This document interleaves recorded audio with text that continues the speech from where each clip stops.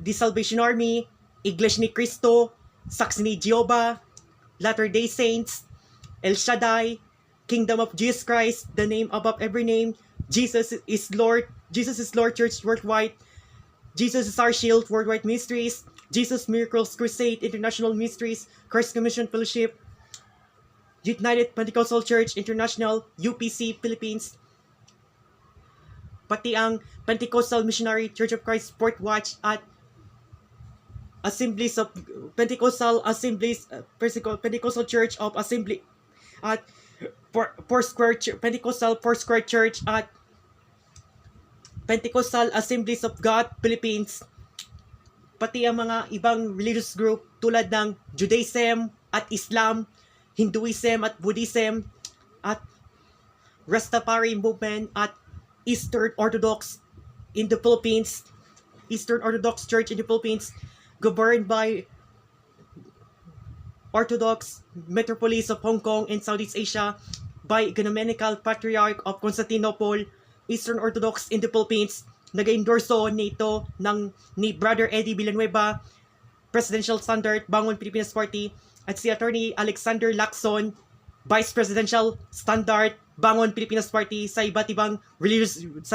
religious group na endorso po ito ng mga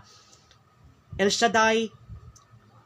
CBCP, Roman Catholic Archdiocese of Manila, Roman Catholic Archdiocese of Imus, Roman Catholic Archdiocese of San Fernando, Roman Catholic Diocese of Dagupan, Lingayen, Roman Catholic Diocese of Lucena, Roman Catholic Archdiocese of Cáceres, Roman Catholic Diocese of Legazpi, Roman Catholic Diocese of Masbate and Sorsogon, Roman Catholic Archdiocese of Cebu, and Roman Catholic Archdiocese of Davao, pati ang El Shaddai,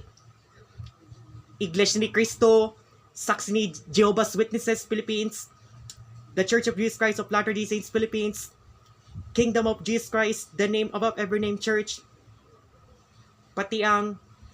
Jesus is Lord Church Worldwide, Jesus is Our Shield Worldwide Ministries, JOSWM, Jesus Miracles Crusade International, United Pentecostal Church International,